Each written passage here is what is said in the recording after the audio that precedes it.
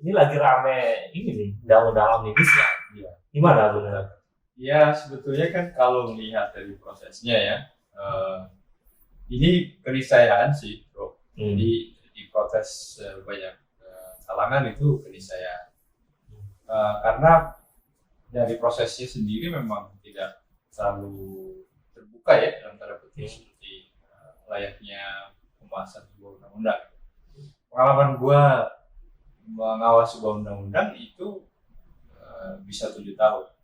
Satu Satu undang-undang. undang-undang. Meskipun memang Ideal gitu ya.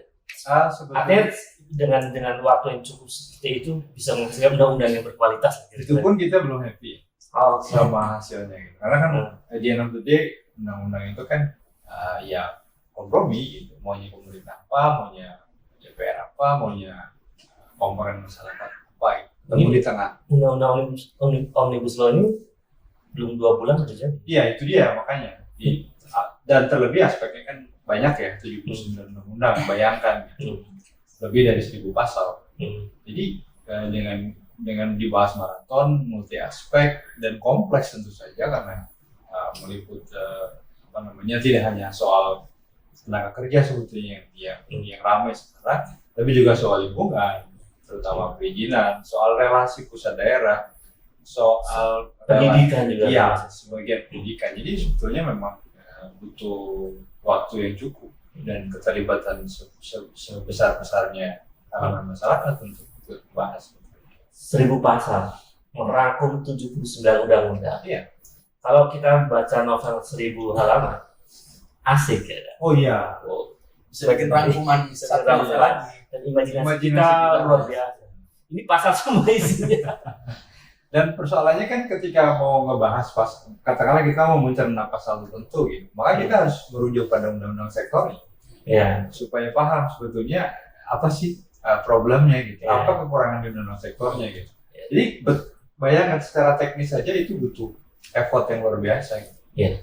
Apalagi ini kan sebetulnya logikanya kalau kita mau menghasilkan sebuah undang baru, maka asumsinya ada masalah di undang-undang yang lama. Ya kan? Masalah undang-undang lama itu kan harus berdasarkan kajian juga dong. Betul. Ada evidence, ada naskah akademiknya, ada hasil risetnya, hasil kajiannya gitu. Nah, itu diidentifikasi persoalannya, tantangannya. Lalu begitu mau melahirkan pasal-pasal baru, maka kita sebetulnya sedang merekonstruksi sebuah alternatif solusi. Itu juga kompleks lagi problemnya gitu. Untuk melihat situasi sekarang, apakah aspek yang mau kita selesaikan itu memang menyelesaikan persoalan di undang-undang yang lama di sektornya, nabrak undang-undang lainnya atau enggak, dan seterusnya yang banyak banget. Dari prosesnya dan kontennya masalah. Biasanya dari konteks juga sebenarnya masalah. Oh iya, tentu saja. Nah, di rakyat lagi lapar, kasih undang-undang. Generasi milenial lagi lapar, dikasih undang-undang. Gimana? Omnibus Law itu, setahu saya, bus omni kan dulu di Prancis namanya. Iya. Jadi semua bisa masuk tuh. Betul. Kecuali istri madu, pelakon, sama selingkuhan.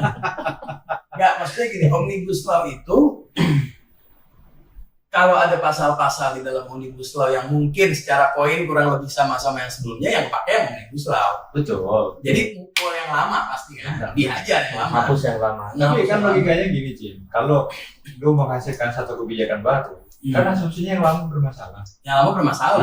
Iya. Nah itu kan pertanyaan harus diuji. Apakah yang baru ini menyelesaikan masalah yang lama?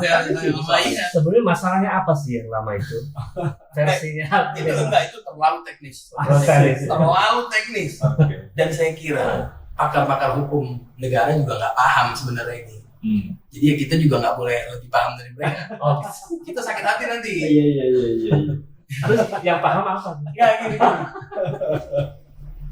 Saya nggak terlalu peduli sih Pak soal kerjaan, maksudnya pengusaha, perusahaan. Ini bukan cuma karena saya nggak kerja di perusahaan, tapi juga karena saya yakin orang kerja di perusahaan nggak bakal sejahtera.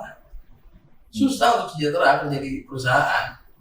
Saya poin karena kapitalisme akan tidak mungkin membuat orang semua sejahtera. Betul, dan kesuksesan berjuasi itu kan sifatnya monopoli kan. Jadi ada sistem besar yang sesungguhnya membuat ekonomi ini tetap melahirkan ketidakadilan. Betul. Dan mahasiswa bergerak kenapa ya? Makanya kalau kayak Dia mahasiswa, mencium apa? ya mahasiswa. Jadi gini ya. Menurut saya anak muda itu tidak punya pikiran yang utuh tentang keadilan. Pikiran yang utuh tentang keidealan sebuah negara lah. Menurut saya anak muda itu tidak punya pikiran yang utuh tentang itu. Karena dalam sufisme keadilan itu adalah fase terakhir dalam perjalanan intelektual. Jadi orang paling tinggi fase intelektualnya mengerti tentang sebuah keadilan. Bijak ya? Jadi bijak. Jadi bijak. Bijak itu artinya adil. Jadi ya anak muda kan masih proses belajar ya. Masih galau, masih ini segala macam. Jadi saya kira mereka Tapi bergerak. betapa banyak orang-orang sudah tua itu justru melahirkan ketidakadilan. Benar. Itu Makanya itu bisa kita balikin lagi. Gimana yang muda? Gitu ya. Kalau yang tua aja nggak paham, apalagi yang muda, kan gitu. Tapi anak muda punya insting. Dia mencium aroma ketidakadilan. Jadi mahasiswa yang turun ke jalanan, jangan kita panggil mereka, emang lu ngerti? Saya kesal tuh Pak, ada orang ngomong, yang mahasiswa ngerti apa sih? Baca belum gitu ya? Belum baca. Belum baca. Buset, dia orang disuruh baca. Siapa yang nggak bisa baca? Baca bisa, cuma malas baca. Iya. Kalau aroma ketidakadilan itu udah tercium, untuk apa lagi kita harus tahu semua pasal-pasalnya? Saya yakin Pak Jokowi juga nggak baca kok. Iya. Nggak baca semua. 1000 pasal lebih. 1000 per siapa yang mau baca Pak? Iya. Siapa yang mau baca? Iya. Jadi jangan tanya kayak gitu sama mahasiswa mencium aroma ketidakadilan dan dia turun ke jalan. Saya kira ini dasar yang bagus untuk menunjukkan sebuah sikap. Kalau anak muda mampu mencium ketidakadilan, yang tua gimana ya? Kalau benar masih muda ini. Nanti kita menghadirkan orang-orang yang postkolonial, yang generasi kolonial. Enggak, kalau secara teks itu udah tercium Pak. Aroma ketidakadilan secara teks. Saya tidak, fokus saya bukan kepada upah minimum segala macam. Itu kan relatif ya. Ada orang yang bisa hidup dengan uang 1 juta, ada orang yang bisa hidup dengan uang 2 juta, dia udah bersyukur. Ada orang yang ratusan juta nggak bersyukur. Malu bukan nggak bersyukur. Kurang, in fact kurang, gitu loh. Jadi itu terlalu relatif. Yang fokus saya adalah kepada demokrasi yang terancam. Kemarin wakil ketua DPR bilang, kalau kalian mahasiswa nggak setuju dengan undang-undang ini, ya udah jangan pilih lagi partai-partai ini nanti di 2024. Ya itu cara berpikir aneh ya. Itu sama dengan lagi sakit jantung hari ini, terus bilang tolong beli obat nanti tahun 2024 obat. Iya. Obatnya juga salah obat nggak? Bukan obat jantung, obat sakit kepala. Iya. Ini problem karena elit politik ternyata nggak mengerti tentang keadilan juga. Nggak mengerti. Tidak mampu mencium tentang bagaimana sebuah keadilan harus ditegakkan. At least, dan mereka sangat yakin dengan pemilu 2024 akan menyelesaikan persoalan. Ya itu dia, soalnya gini Pak, nggak ada kolaborasi. Nggak ada kolaborasi antara elit dalam tanda kutip oligarki, elit dalam tanda kutip penguasa formal hari ini, sama elit dalam tanda kutip penguasa informal hari ini yang kita ketemu di jalan. Yang kalau kita kritik pemerintah di goblok-goblokin, lo tahu apa tentang negara? Itu menurut saya mewakili watak elit kekuasaan. Watak mewakili watak kekuasaan. Dan jumlahnya nggak sedikit Pak. Jadi saya kira ketidakadilan dari atas ini sudah diakomodir dengan baik di bawah, dengan sempurna. Makanya nggak takut. Ayo kita ketok aja udah Omnibus Law. Ketok aja karena perjanjiannya tanggal sekian ternyata dilakukan lebih cepat dan malam-malam, sunyi-senyap, jalan ninja. Karena apa? Menurut saya udah diakomodir di bawah. Udah aman. Oke. Nggak bakal ada apa-apa. Oke. Apalagi setiap bulan dikasih 600.000. Iya. Kan Saya kira dia. Nah tapi menurut gue ini ya akumulasi. Maksudnya gini, kalau kita ngamatin periodisasi kualitas DPR anggotanya, itu kan palingnya ini gue rasain ya, gue kan advokasi undang-undang itu rentang 2000 sampai 2008. Jadi 2 periode anggota itu intens, palingnya di Komisi 1. Di 99, 2004, 2009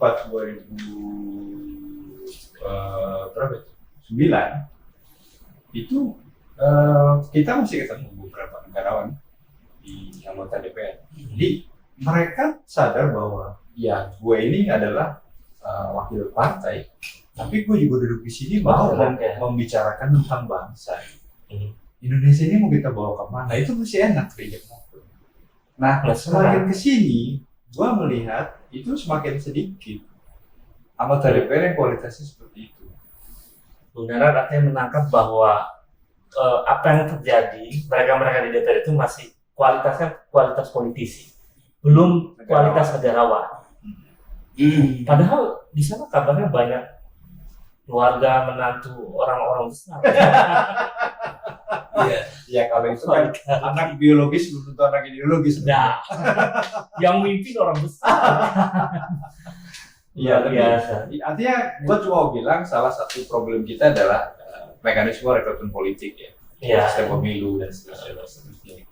Itu yang harus juga kita soal terus gitu. Pemilunya mahal benar. Nah itu. Bagaimana orang seperti Bung Danar, misalnya Aceh, bisa menjadi anggota DPR? Ya uang berapa miliar, Aceh? Saya sih nggak mau gitu. Karena saya yakin saya pasti jadi. Iya, jadi kacau ya. Pasti. Saya masuk situ. Tapi ini masuk akal sih. Ini seperti ini masuk akal karena gue punya pengalaman ya, bikin pelatihan di simulasi. Anak muda mahasiswa gue latih tentang mengenal parlemen, simulasi dari itu 8 hari Pak. Simulasi dari mulai diskusi pertama.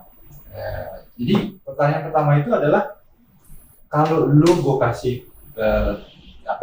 gue tuliskan kata DPR atau politik di papan tulis ini kata sifat apa yang kalian bayangkan? Itu keluar semua negatif. Ya. Koruptor, pembohong, tidur, macam-macam, malas gitu. Dan itu semua gue tempel di papan tulis. Hari kedua, ketiga, keempat, mereka mulai simulasi, bikin partai sampai duduk sebagai anggota. Ini simulasi loh. Hari pertama, hari kedua, ketiga, keempat. Hitungannya hari. Apa yang kemudian terjadi? Yang terjadi adalah mereka melakukan apa mereka tulis di papan tulis.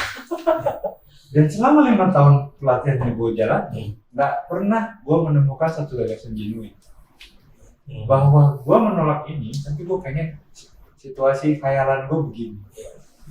Berarti masalahnya ada pada imajinasi tentang apa yang kita identitas tentang politik. Ketika lu menolak sesuatu, lu pengen sesuatu yang lain sebagai alternatif. Nah, gagasan tentang alternatif itu ya, menurut gue harus juga Ya, beberapa penelitian di antara menemukan misalnya mengapa kemudian anggota DPR banyak yang terjerat kasus korupsi dan lain-lain. Itu ternyata juga ditemukan karena biaya politik yang mahal. Iya. Jadi anggota dewan karena miliaran rupiah keluar dan mereka menjadi anggota dewan dan berpikir bagaimana modal yang begitu besar mengembalikan. Artinya juga di satu sisi kalau tadi ada problem individu politiknya, problem sumber daya politiknya, dan itu terkait dalam rekrutmen partai politik dan lain-lain di dalam partai. Tapi di sisi yang lain, sistem politik kita, sistem pemilu kita juga membuka ruang dari praktek-praktek yang mengarah pada korupsi dan lain-lain. Dan high cost. Jadi kalau anggota dewan isinya orang-orang yang kemudian mengarah pada seperti yang tadi contoh oleh Bung Danar, pikirannya masih koruptif dan lain-lain, bagaimana kita bisa optimis dengan republik ini kita masa depannya? Saya kira optimis hari ini menjadi hal yang paling basi. Kang Ubed, Mas Danar. Saya nih aneh mendengar orang optimis hari ini, itu aneh. Optimis itu perlu rangkaian sebab akibat. Nggak bisa. Apa argumennya pesimis dan apa argumennya optimis? Iya apa? Milenial memandangnya seperti apa? Saya nggak mau milenial ya. Saya nggak mau. Mewakili diri sendiri sebagai Aceh. Saya mewakili bukan pribadi juga, mewakili sebuah proses diskursus politik yang udah saya jalani dan belajar dari banyak kalangan termasuk hari ini gitu. Optimis hari ini kita hanya akan mengkonsumsi sebuah kebohongan dan nggak ada sebuah pencapaian, sebuah revolusi, cita-cita yang luhur. Itu yang pijakannya adalah kebohongan, itu nggak pernah ada. Sejarah itu udah membuktikan nggak bisa. Kita mengalami krisis pada sistem peradaban. Itu makanya orang Indonesia ke Eropa jadi orang baik di Eropa. Karena sudah civilized. Sistem peradabannya bagus. Orang Eropa yang baik di sana ke Indonesia jadi biadab. Juga. Artinya apa? Ada masalah pada sistem peradaban dan merubah sistem peradaban ini lebih sulit daripada izin nikah lagi sama istri. Oke. Ini Atau meskipun menarik. Iya, iya. Ada satu poin penting dari bahwa Republik ini lebih banyak didominasi oleh kebohongan dan itu mempengaruhi peradaban besar sebenarnya. Kalau kita pakai terminologinya Jin beneran misalnya, ya, itu ada istilah hiperrealitas. Hyperreality ya, itu maksudnya itu. Itu satu Kita mengkonsumsi itu. Mengkonsumsi Betul. itu. Dalam politik juga sering disebut sebagai simulacra politik. Dan saya kira ini yang kemudian mendominasi apa yang terjadi di Republik ini. Betul. Lucunya, orang semua terbius dengan simulacra politik itu. Karena indah. Dan memenuhi syahwat politik. Betul. Orang seperti nonton film porno gitu loh Pak. Serius, dengan cita-cita tentang keluhuran itu kalau gitu. Padahal nggak ada itu semua. Kalau melihat politisi seperti nonton film porno. Dia mendengar cerita-cerita politisi, narasi-narasi tentang kebebasan, tentang kesejahteraan. Kita tahu Anda berbohong, tapi gini, ya bagi sebagian orang ini sebuah imajinasi, onani pikiran bagi sebagian orang. Orang terbius oleh ini loh. Saya mau bilang bahwa optimis hari ini adalah hal yang paling tidak masuk akal. Hari ini kita optimis. Pemerintah pun, menurut saya, pemerintah kita untuk berbohong pun mereka nggak mau. Karena berbohong kan butuh kecerdasan. Supaya nggak ketahuan. Karena pemerintah kita pun dari perspektifnya. untuk berbohong pun mereka lemah menurut saya. Sangat lemah pemerintah kita ini. Selalu ketahuan. Kita jadi kayak bisa nebak. Masalahnya bohongnya nggak cerdas. Ya untuk berbohong pun aja nggak cerdas. Kan berbohong pilihan terakhir. Orang-orang yang lemah akan memilih kebohongan sebagai jalan keluar. Ya at least maksimalin lah lu bohong lu yang pinter lah. Berbohong pun mereka nggak pinter. Jadi ada problem besar di Republik ini menyangkut tentang tiadanya visi peradaban. Bahwa bangsa ini dibangun seperti tidak punya arah gitu. Iya, sistemnya nggak benar. Sistemnya tidak mampu mendorong bangsa ini menjadi bangsa yang beradab. Betul. Problem serius saya kira. Sangat serius. Sangat. Artinya PR kita dari 98 belum selesai. Atau Iya. belum beranjak pun. Saya kira problem itu luar biasa dari politik ekonomi dan semuanya. Artinya masih banyak harus kita lakukan dan salam perubahan.